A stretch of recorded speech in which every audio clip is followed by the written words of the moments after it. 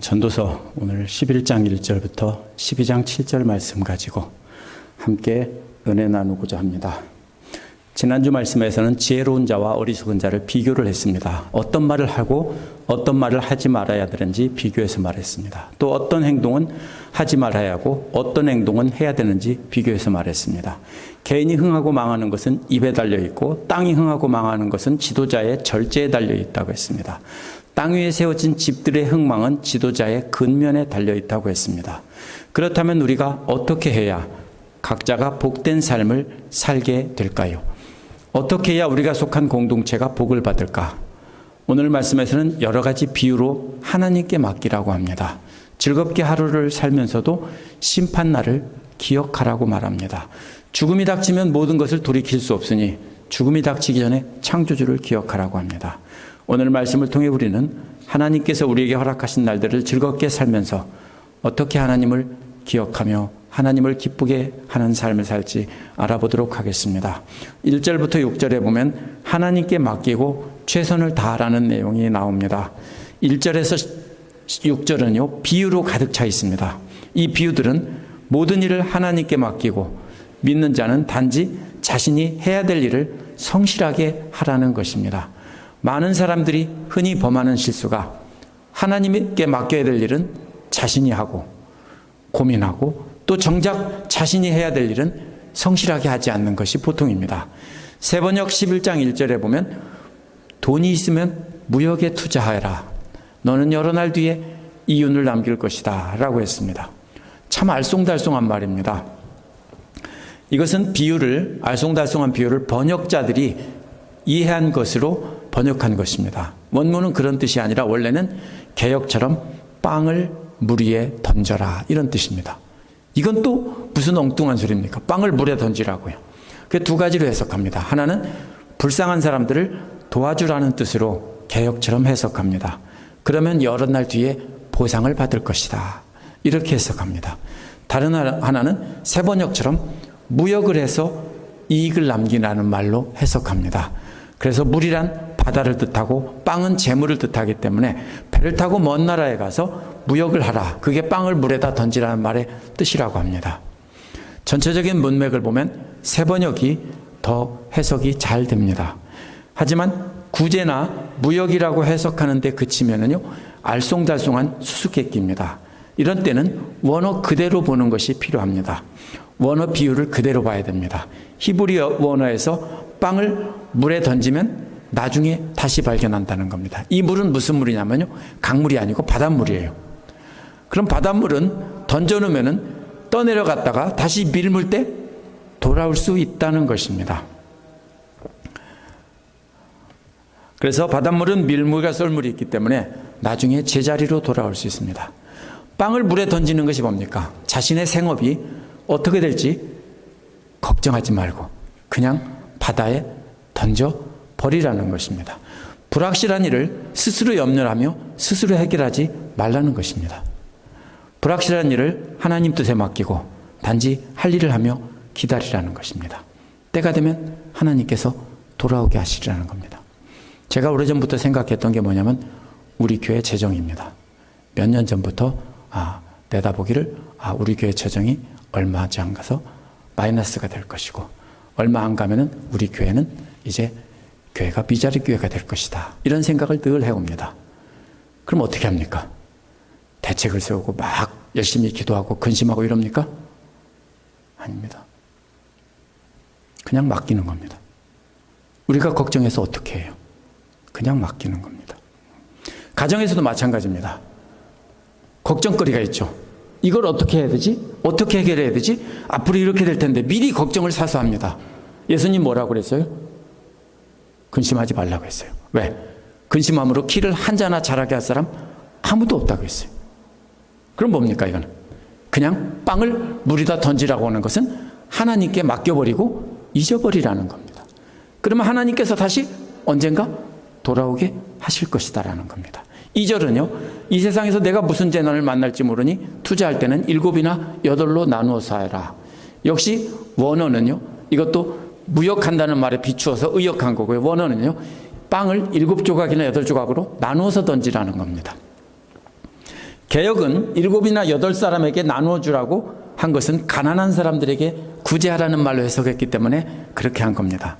알 수 없는 성경 구절은 자기들이 이해한 대로 바꿔서 번역을 하면은 나중에 다른 사람은 원문을 이해할 수가 없는 겁니다. 어떻게 해야 됩니까? 원어 그대로 둬야 돼요. 어떻게 해요? 빵을 7조각이나 8조각으로 나눠서 던져라. 그냥 놔두면은 이것이 무슨 비유일까? 우리가 생각하는 겁니다. 불확실의 바다에다가 자신의 빵을 던질 때, 우리 재물이죠. 재물을 던질 때 한 덩어리로 던지면 못 찾게 될지도 모른다는 뜻입니다. 그럼 우리가 불안을 덜려면 어떻게 합니까? 7조각이나 8조각으로 나누어서 던지면 그 중에 한두 조각이라도 돌아올 것이 아니냐, 확률이 더 높아질 거 아니냐, 이런 뜻입니다. 오늘날 마치 주식 투자하는 사람들이 세 가지로 재산을 투자하는 거죠. 주식과 채권과 부동산 이렇게 해서 여러 가지로 나눠서 투자하라고 합니다. 왜요? 재산을. 그래야 안전한 거죠. 그런 것처럼 마찬가지입니다. 이것도 분산 투자하라는 것입니다. 그래서 위험을 줄이라는 겁니다.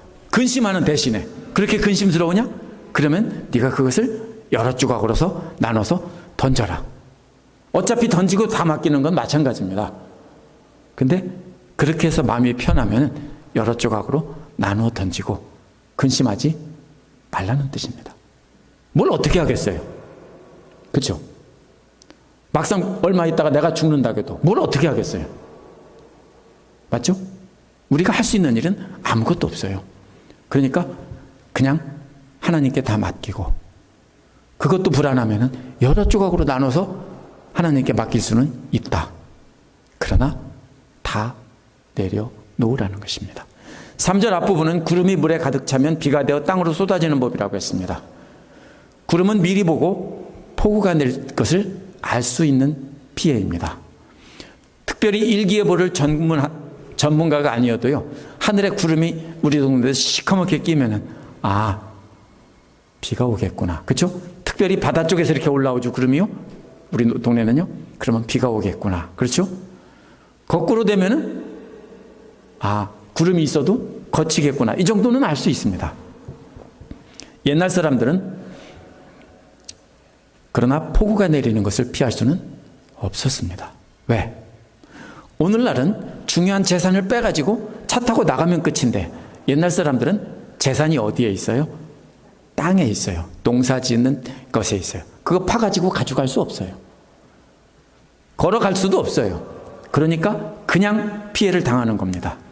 구름을 보고 폭우가 내릴 것을 미리 알면서도 속수무책으로 그냥 당할 수밖에 없다는 뜻입니다. 그럼 뭔 소리예요? 미리 알고 염려해도 아무 소용 없다. 농작물을 옮겨놓을 수 없으니까. 제가 아까 말씀드린 우리 교회 예가 그거예요. 우리 교회만이 아니에요. 플로리다도 교회 100명이 넘던 교회들이 지금은 사람이 없대요. 왜냐하면 시골에 다 나이가 많은 분들은 이렇게 돌아가시고 떠나시고 대도시로 다 몰리기 때문에 사람이 없대요. 많은 교회들이, 한인 교회들이 다 60, 70 넘은 분들, 이렇게 우리 교회 같은 그런 상황이에요. 그러면 다들 어떻게 해요? 걱정하고 막 걱정해요? 알아도 어떻게 해요? 당하는 수밖에 없는 것이 우리 인간의 삶이에요. 우리 집사님들이 아무리 중요한 것을 미리 알고 걱정을 한다고 해도 대부분은 예방할 수 없어요. 두 번째로는 3절 뒷부분은 나무가 남쪽이나 북쪽으로 쓰러지면 어느 쪽으로 쓰러든지 그대로 있는 법이라고 했습니다. 나무를 쓰러뜨리는 힘은 이거는 토네이도 같은 돌풍이에요. 근데 미국의 토네이도처럼 전혀 예상하지 못한 채로 그냥 와서 큰 나무를 쓰러뜨리는데, 그러면 집도 무너집니다. 우리 교회 바로 옆에 있는 큰 나무 이쪽 담에다가 주차하지 마세요. 맨 앞에다가. 왜냐하면 나무 검사하고 이러는 사람들이 그거 넘어질지도 모른다고 했어요. 왜냐하면 많이 썩었어요. 그럼 어떻게 해요? 저거는 우리가 막을 수 있는 거예요. 나무를 통째로 비면 돼요. 그렇죠? 그런데 옛날 사람들은요, 그거를 할 수가 없었어요. 왜? 바람이 어느 쪽에서 언제 불어올지 모르니까. 갑자기 불어오는 바람에 그냥 나무가 콱 넘어지고 집이 무너지고 난리가 나는 겁니다. 어떻게 해요? 우리가 알지도 못한 재난을 당하는 거예요. 그렇죠?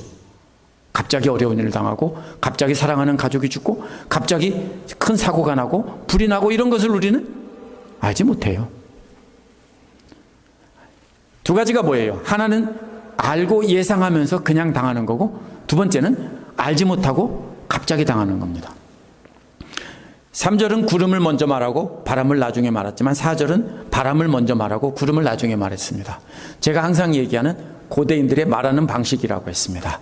4절에 비추어 보면 3절에 나무 쓰러지는 것은 나무 이야기가 아니라 바람 이야기입니다. 여기 바람은 없죠. 근데 바람 이야기예요. 나무 얘기가 아니라. 바람이 그치기를 기다리다가는 씨를 뿌리지 못한다는 겁니다. 구름이 거치기를 기다리다가는 거두어들이지 못한다는 겁니다. 바람과 구름 이야기를 앞에서는 바람과 나무라고 쓰러지는 걸로 얘기했는데 여기서는 바람과 구름으로 얘기했습니다. 돌풍이 부는 상황에서도 씨를 뿌리는 수밖에 없어요. 어떻게 할 거예요? 비가 내리는 상황에서도 농작물을 거둘 수밖에 없어요. 농작물 비가 내릴 때 거두면 어떻게 돼요? 썩어서 못 쓰게 될 가능성이 높아요. 근데 어떻게 해요? 오늘날처럼 말리고 저장하는 기술이 없으니까 그냥 베고 그 다음에 해가 뜨기를 기대할 뿐이에요. 이게 뭐예요? 위험 부담을 알아도 그냥 해야 된다는 거예요. 맞죠? 안 뿌리면 어떻게 할 거예요? 안 베면 어떻게 할 거예요? 왜 이게 나오냐면요, 이스라엘은 가을에 비가 와요. 가을에서부터 겨울에 비가 와요. 지중해는 다. 그때가 뭐냐면 장마철이에요. 근데 장마철에 곡식을 베는데 비가 옵니다. 그럼 원래는 베지 말아야 돼요. 왜? 오늘날처럼 기계로 말리고 이게 없으니까요. 베서 쌓아놓으면 다 썩어버려요. 그럼 어떻게 해요? 안 베고 놔둬요? 언제 비 끝일지 몰라요. 다 쏟아져 버려요. 곡식이요. 어떻게 해요? 그냥 베면서 비가 그치기를 기다리는 수밖에 없는 거예요. 이것이 우리 인생이라고요. 이것이 바로 바다에 빵 조각을 던지는 것과 같다는 것입니다. 우리 인생에서 중요한 결정들, 모든 것을 할 때 우리가 아무리 염려해도 아무 소용없다는 거예요. 폭우가 쏟아져도 곡식을 수확해야 되고 비가 그치기를 기다리면 안 된다는 거예요. 인간은 어떤 불행을 만나도 그 불행 가운데서 인간이 할 수 있는 일을 할 뿐, 그 이상은 할 수가 없다는 뜻입니다. 5절은 바람이 다니는 길을 내가 모르듯이 임신한 태에서 아이의 생명이 어떻게 시작되는지 내가 알 수가 없듯이 만물의 창조자 하나님이 하시는 일을 너는 알지 못한다고 했습니다. 두 가지 인간이 알 수 없는 일의 비유를 말한 다음에 세 번째는 분명하게 뜻을 해석한 겁니다. 이러한 해석은 1절에서 5절에 말한 모든 것을 해석한 것입니다. 어떠한 위험이 닥쳐도 우리는 해야 될 일을 하는 이유는 우리는 하나님이 하시는 일을 알지 못하기 때문이다. 폭우가 내리고 돌풍이 부는 재난 속에서도 하나님은 결실을 준비하고 계시기 때문에 우리는 그냥 하나님의 손을 기다려야 됩니다. 제가 미국에 온 지 1년 8개월 만에 허리케인 카트리나를 만났습니다. 다 이렇습니다. 딸은 11학년이었는데 학교를 4군데 옮겼어요. 미국에서 1년 동안에. 3번이요 참. 그러한 폭우와 돌풍 같은 큰 어려움 속에서 어떤 일이 생겼어요? 저는 그때 이제 PhD 학위 공부를 시작하게 됐고 우리 아이들도 공부할 길이 열리게 됐어요. 이게 뭐예요? 우리는 큰 재난인 줄 알았는데 재난 가운데서도 하나님께서 갈 길을 가게 하셨더라라는 것입니다. 그 당시에는 그게 굉장히 힘든 일이었는데 지나고 보니까 그것이 하나님 은혜였더라라는 겁니다. 우리는 어떤 것이 재난이고 어떤 것이 축복인지 알지 못한다는 겁니다. 만약 그때 모든 형편이 좋아지기를 기다렸더라면 저와 우리 아이들은 공부를 하지 못했을 겁니다. 아, 큰일 났다. 우리 한국으로 돌아가자 하고 보따리 싸서 한국으로 갔을지도 모릅니다. 제 예를 든 것은 성도님들도 똑같다는 겁니다. 우리가 인생에서 재난을 만나지만 우리는 하나님께서 일하신다는 걸 믿고 그냥 따라가고 그냥 견디는 수밖에 아무것도 없다는 것입니다. 그래서 6절에서 결론을 다음과 같이 말합니다. 아침에 씨를 뿌리고 저녁에도 부지런히 일해라. 어떤 것이 잘 될지, 이것이 잘 될지 저것이 잘 될지 둘 다 잘 될지 알 수 없기 때문이다. 어떤 이는 아침은 인생의 젊은 때이고 저녁은 인생의 노년이라고 해석합니다. 하지만 비유를 지나치게 해석한 것입니다. 이것은 2절에 나누어서 던지라는 말과 연결되는 말입니다. 폭우를 맞으면서 아침에 씨를 뿌렸다면 저녁에 거둘지 못할지도 모릅니다. 그러니 저녁에는 돌풍이 불더라도 나가서 일을 하라는 겁니다. 한쪽을 거두지 못하면 다른 쪽을 거둘 것이고, 아니면 다 버렸다고 생각하는데 둘 다 거둘지도 모릅니다. 미국에 와서요, 냉동고를 하나 샀어요. 근데 1년 만에요, 음식이 다 썩어가지고 구더기가 생기고 1년 몇 개월 만에 못 쓰게 됐어요. 버릴까 하다가 돈이 너무 아깝고 돈이 없어서 이삿짐 싣고 가는데 구더기 투성이고 다 썩어버린 냉장고를 싣고 갔어요. 그거를 물 뿌리고 닦고 별짓 다 했는데 결국 안 돼요. 매출리스도 썩은 냄새 나는 거 다 가져갔어요. 알고 보니까 그 워런티 기간이 지났는데도 이제 그거를 새 걸로 바꿔줬어요. 그래서 지금도 우리 집에 그 냉동고가 있어요. 우리는 몰라요. 그죠? 뭔 일이 생길지 모른다고요. 그냥 우리는 할 수 있는 일을 하는 거예요. 버렸다고 생각했는데 얻을 수 있다고요. 이게 잘 될지 저게 잘 될지 우리는 알 수가 없다는 것입니다. 바벨론 포로 이후 세대들은 히브리어를 말할 줄 모르고 아람어를 사용하게 되자 히브리어 구약 성경을 아람어로 번역했는데, 그게 바로 뭐냐면 탈굼이라는 것입니다. 예수님 당시도 예수님도 아람어를 말했어요. 그런데 그 사람들이 번역한 아람어 성경에 보면은 탈굼은 6절에 씨를 뿌린다는 것을 성관계를 뜻한다라고 했습니다. 그래서 나중에 아이를 낳으면 어떤 녀석이 잘 돼서 덕을 볼지 모른다, 이렇게 해석했습니다. 젊은 날 정말 힘들게 자녀를 낳아서 키우지 않은 사람들은 없습니다. 그러면 그렇게 자녀를 낳아서 키우게 되면 노년에 덕을 보게 될지도 모릅니다. 꼭 그 해석이 맞다는 것이 아닙니다. 우리가 인생을 살아가면서 인생의 풍랑을 만났을 때, 그렇죠? 또 뭐 여러 가지 어려운 일이 많으셨잖아요. 그러면서도 자녀를 키우고 이렇게 해서 살아왔다면 지금 그 결실을 보고 계신 거잖아요. 그런 얘기예요. 그런 우리의 인생의 풍랑에서 그냥 견디고 지내왔을 때 나중에 지내보니까 나중에는 이 놈이 잘 될지 저 놈이 잘 될지 아니면 둘 다 잘 될지 우리는 알 수 없다. 그러니까 그런 상황에서 우리는 그냥 하나님께 빵을 바다에 던져버리듯 던져 맡기고 그냥 우리는 룰루랄라 살면 된다라는 거예요. 왜? 그것은 하나님의 영역이지 우리 영역이 아니에요. 우리가 아무리 애쓰고 힘주고 노력해도요, 안 돼요. 바쁘다고 비행기에서 뛰면 더 빨리 가요? 그렇죠? 가끔 그런 때 있어요. 비행기가 연착돼 가지고서 다음 비행기 놓치게 생겼어요. 놓치면 안 되는데. 그럼 비행기 안에서 뛰고 싶죠. 들먹들먹하죠. 아무 소용없어요. 그렇죠? 우리 인생이 그런 거예요. 그러니까 하나님께 맡겨버리고 불안하면은 6, 7조각, 7, 8조각으로 나누어서 던져버리고 그냥 잊어버리라는 것입니다. 그러면 하나님이 때가 되면 다시 돌아오게 하십니다. 우리는 하는 일이 뭐예요? 그냥 뿌리고 우리 할 일을 하는 것뿐입니다. 두 번째로 7절부터 10절은 즐겁게 살면서도 심판을 생각하라는 것입니다. 앞에서는 환난 가운데 모든 일을 하나님께 맡기고 우리가 할 수 있는 일을 다라고 했는데, 이제 이어지는 말씀은 인생을 어떻게 하나님께 맡기고 살아갈지 젊은이들에게 말하고 있습니다. 7절은 빛을 보고 산다는 것은 즐거운 일이다, 해를 보고 산다는 것은 기쁜 일이다라고 했습니다. 원어는 이런 말입니다.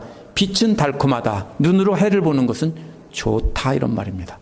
비가 막 오다가 해가 쨍하고 떠서 햇빛을 쫙 받으면 얼마나 좋습니까? 그리고 그 햇빛을 눈으로 쳐다보면 얼마나 좋습니까? 달콤하다, 좋다, 이런 것입니다.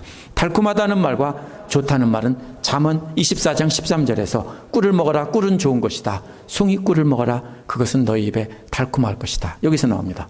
둘 다 몸에도 좋을 뿐더러 달콤하기까지 하다라는 것입니다. 좋다는 말은 몸에 좋다는 말이고요, 달콤하다는 것은 맛이 있다는 겁니다.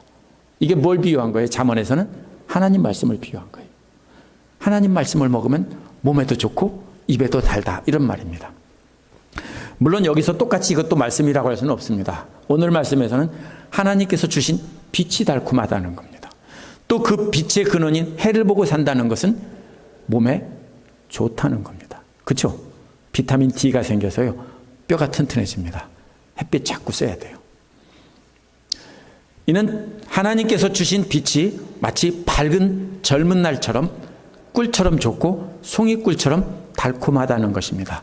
모든 젊은 날들이 다 그렇게 좋다는 뜻이 아닙니다. 젊은 날을 하나님 말씀에 따라 그렇게 복된 삶을 살면 그 인생의 젊은 날들은 달콤하고 또 좋은 것입니다.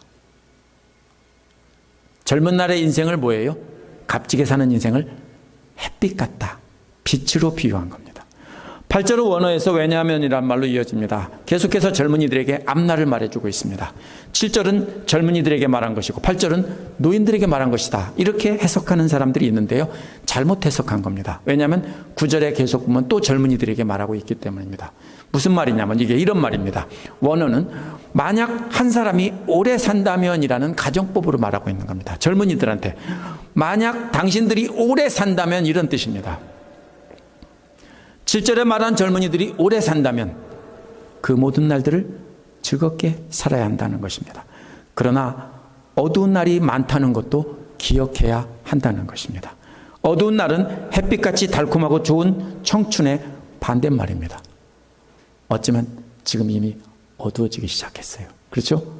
저나 우리 성도님들이나 조금씩 어두워지기 시작했어요. 밝은 때는 아니에요. 뼈마도 쑤시고 뭐 눈도 안 보이고 점점 어두워지기 시작했어요. 그런데 여기서 어두운 날은 노년을 말하는 거예요. 힘든 노년 때. 오늘날은 의학이 발달해서 병을 고치고 살 수 있지만 옛날 사람들은 그냥 살았어야 됐었어요. 결국 이것은 몸이 아프고 고통스러운 시기를 살아야 된다는 뜻이에요. 그날이 있다는 것도 기억하라는 거예요. 근데 젊을 때는 몰라요. 기억 안 하셨죠? 젊을 때 나도 이렇게 나이 먹어서 아프고 이렇게 늙어서 죽을 거라 생각 안 하고 살았잖아요. 저도 그냥 평생 그대로 젊게 살 줄 알았어요. 바로 그거예요. 그래서 우리는 이 달콤한 햇빛 같은 시간이 지나가면 더 이상 그런 시간은 없다라는 거예요. 그리고 이제 고통이 지나가면 그 다음에는 뭐가 와요? 또 죽음이 온다는 거예요. 9절은 젊은이여 젊은 때 젊은 날을 즐겨라 말하고 있기 때문에 8절도 분명히 젊은이들에게 한 말입니다. 즐기라는 말은 쾌락을 즐기라는 말이 아니라 즐거워하라는 것입니다. 어떻게 즐거워합니까? 마음과 눈이 원하는 길을 따라가는 겁니다. 마음은 원어에서는 심장입니다. 심장은 지식이 담기는 곳입니다. 우리는 뭐라고 생각해요? 마음에는 따뜻한 사랑, 생각, 그 마음이 담겨 있다고 생각하죠? 근데 이 사람들은 지식이 담겨 있는 곳이 심장이라고 생각했어요. 따라서 속사람이에요. 생각과 지식이 담겨 있어요. 그럼 자신의 생각과 지식을 따라 걸어가라는 거예요. 눈이 원하는 길을 걸어가라는 것은 눈으로 보고 눈이 원하는 길을 걸어가라는 거예요. 다 그렇게 살죠. 아, 신난다. 하나님이 그렇게 말씀하셨어요. 네 생각대로 살고 네 눈에 보이는 대로 살아. 근데 그 뜻이 아니에요. 왜냐하면 한 가지 알아야 할 것은 이 모든 일이 하나님의 심판이 있을 것이다 라는 말입니다. 이게 그냥 말 안 해요. 네 맘대로 살아. 네 눈이 보이는 대로 살아. 그런데 이거 한 가지는 알아야 돼. 하나님의 심판이 있을 거야. 원어는 하나님이 이 모든 일에 너를 심판대로 데려갈 것이다 라는 뜻입니다.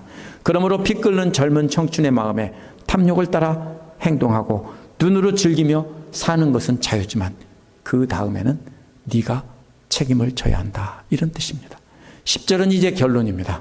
먼저 마음의 걱정을 없애라는 것입니다. 앞에서 즐기며 살라고 했는데 어떻게 즐기며 살아요? 걱정을 안 해서 즐기고 살죠.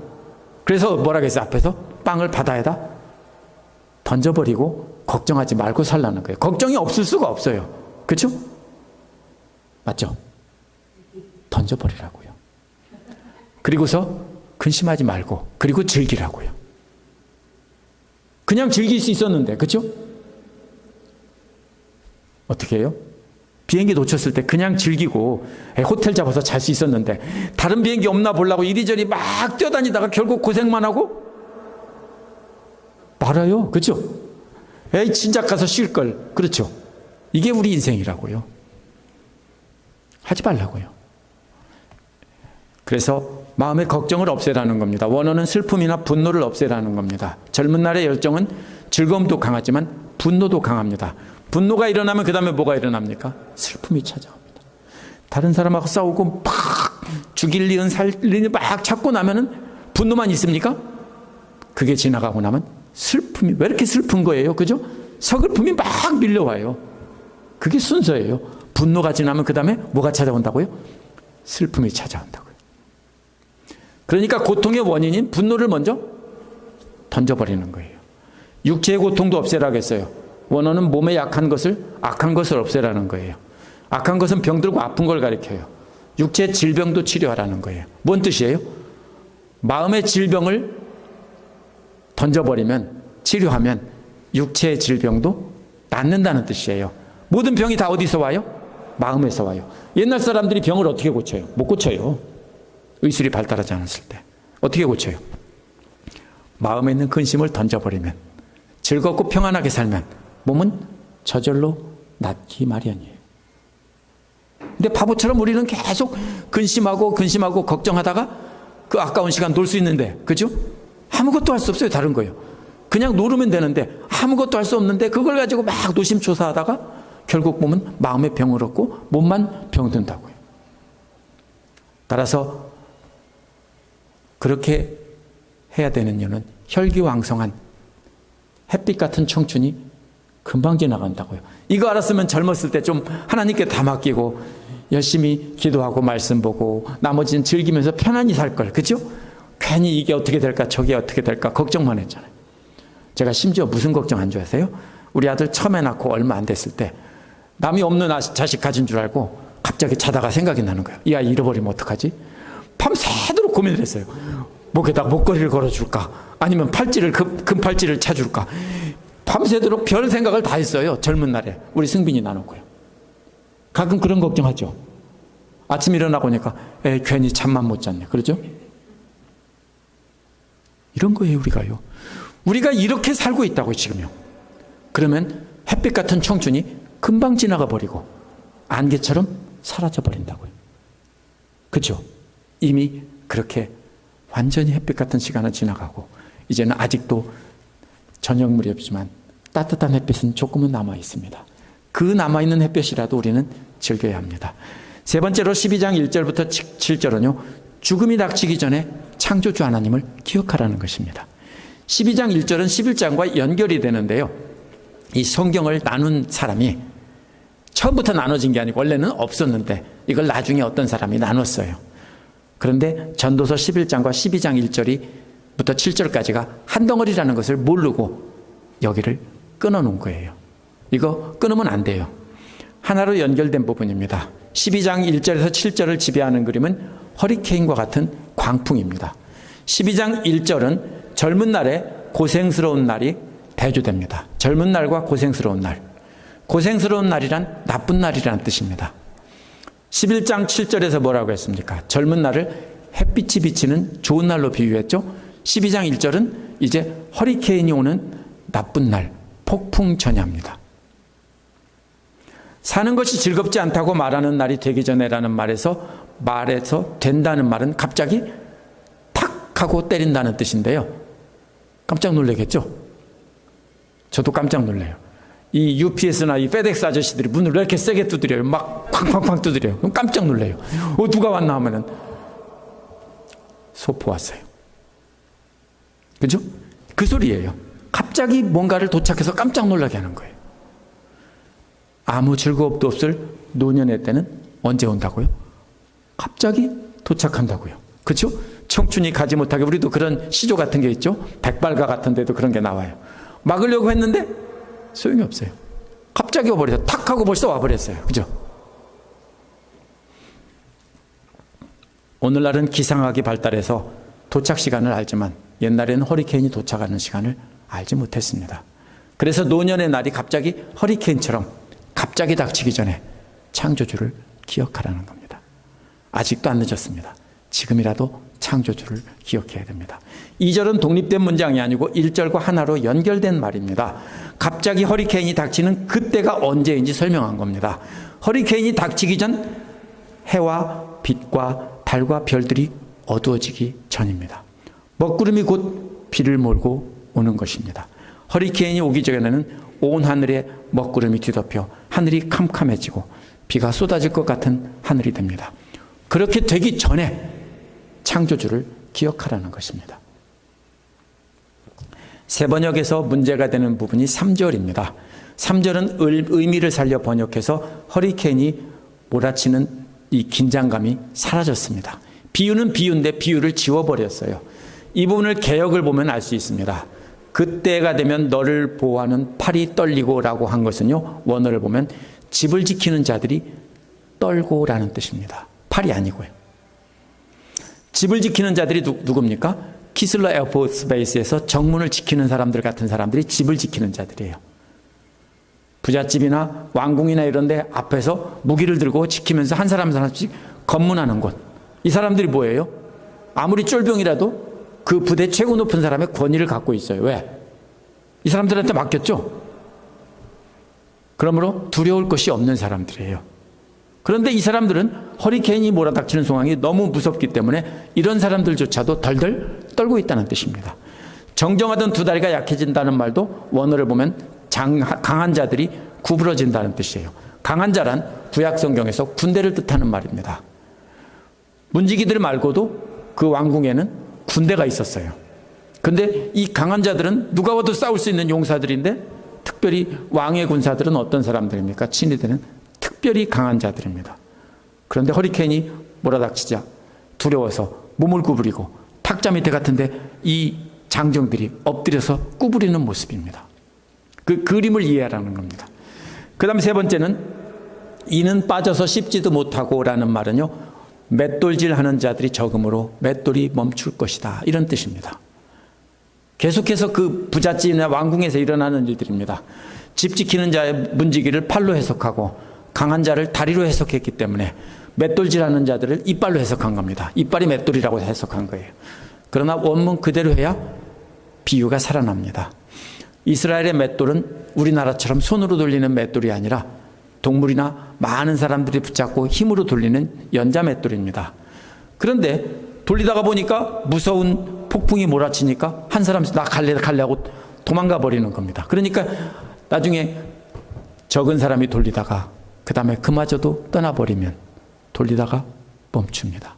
그래서 맷돌이 멈췄다, 이 뜻입니다. 눈은 침침해서 보는 것마저 힘겹고라는 말도 역시 의역한 겁니다. 눈은 원문은 창문을 통해 내다보는 자들도 흐려서 내다볼 수가 없다는 뜻입니다. 왜요? 허리케인이 막 몰아치면 나중에는 눈앞도 안 보이죠? 그렇죠? 그런 소리예요. 이 사람들은 집 지키는 사람들이나 문지기들이나 군대들이나 맷돌을 돌리던 사람들인지 몰라요. 순서대로 이제는 다 집 안으로 다 피해서 창문으로 내다보고 있겠죠? 갈 데가 없어요. 그렇죠? 그런데 어떻게 돼요? 아무것도 안 보인다, 이런 뜻입니다. 4절도 역시 3절과 마찬가지로 허리케인이 닥친 날의 풍경이에요. 세번역은 계속해서 귀는 먹어서 밖에서 나는 소리도 못 듣고 맷돌질하는 소리도 희미해진다라고 했습니다. 근데 허리케인이 닥쳤기 때문에 문을 다 닫은 것입니다. 문을 닫으면 소리가 잘 들리지 않게 되죠. 그래서 맷돌질 소리가 희미해진다고 했습니다.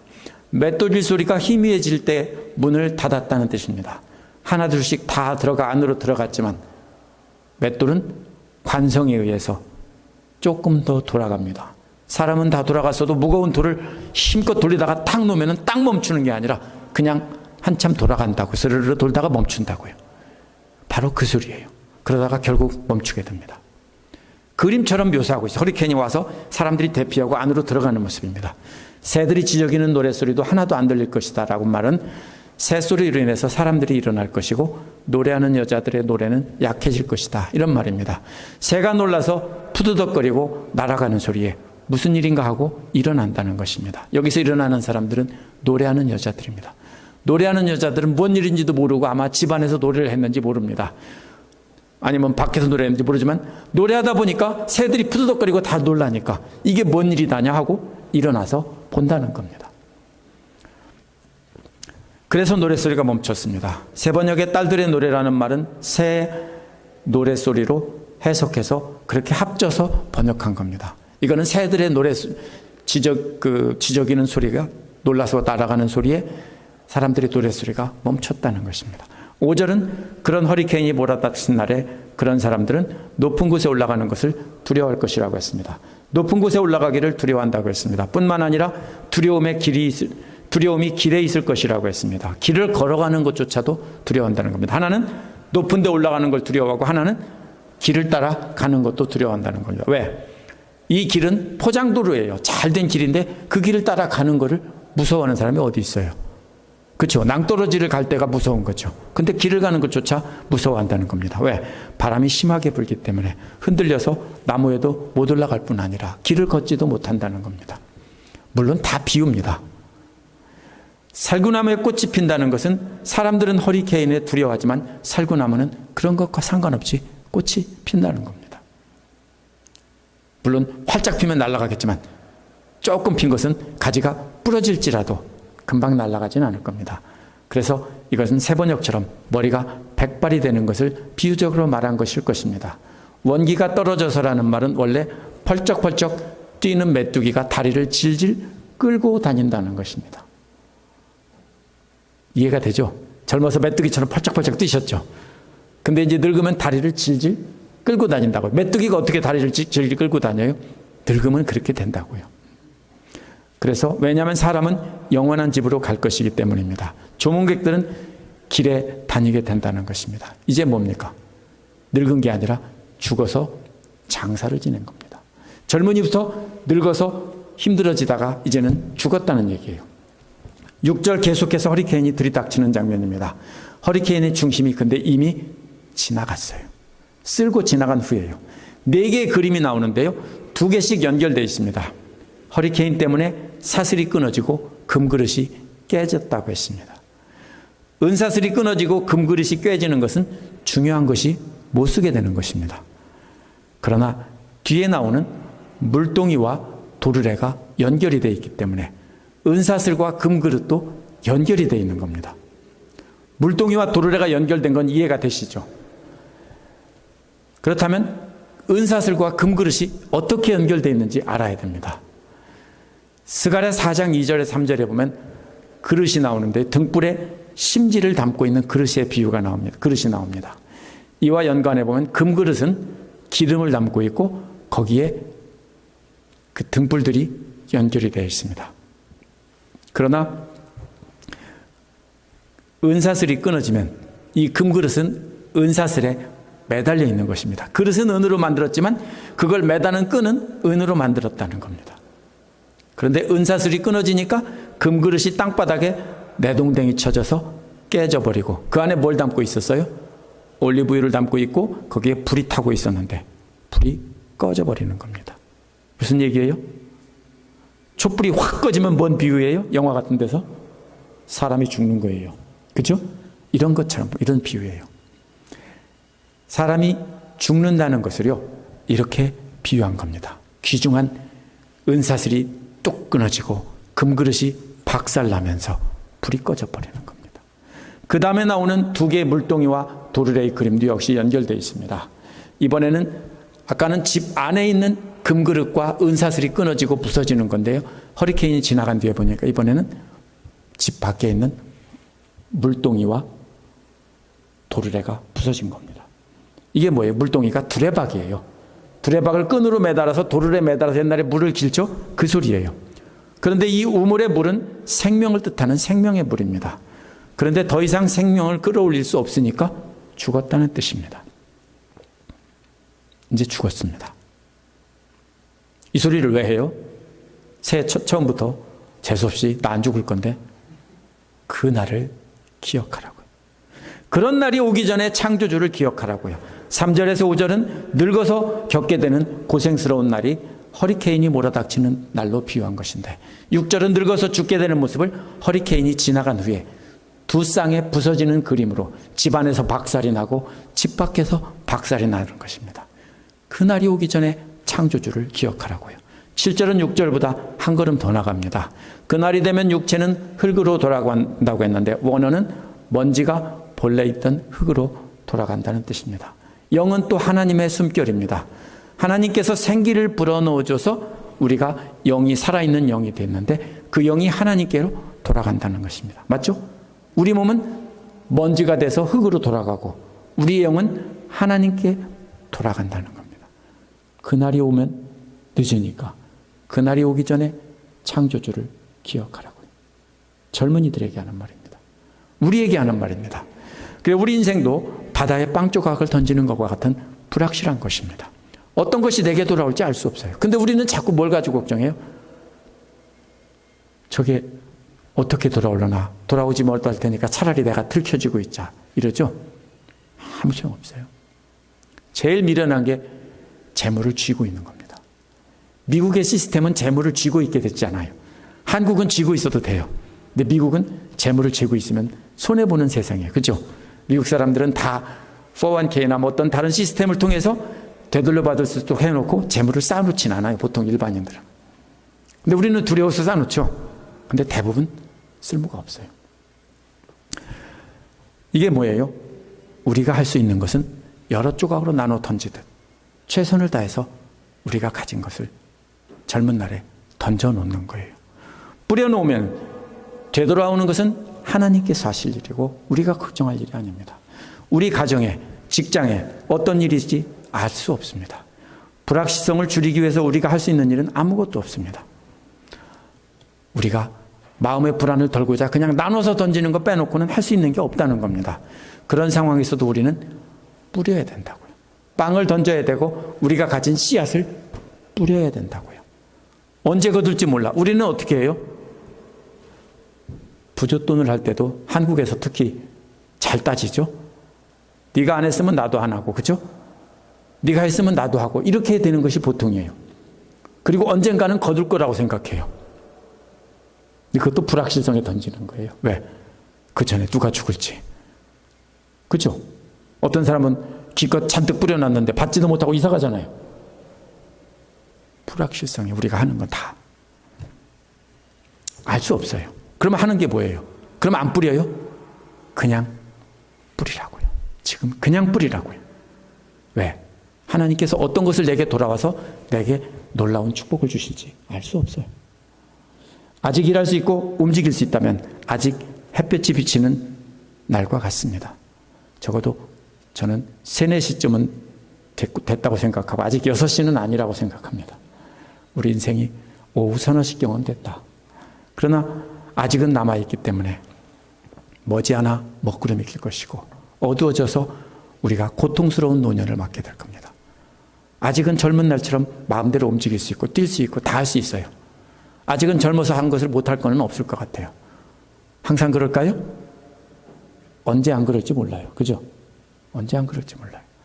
그래서 우리는 그 날이 오기 전에 분노를 없애고 행복하게 살라고요. 분노가 오면은요, 걱정이 오고 분노가 오면 그 다음에 슬픔이 찾아온다고 했죠? 던져버리라고요. 우리의 금접시를 매달고 있는 은사슬이 끊어져서 우리의 생명의 풀이 바닥에 내동댕이 칩니다. 우리의 생명의 두레박이 도르래가 끊어져서 바닥에 떨어져서 두레박이 깨져버리고 물은 다 쏟아져 버립니다.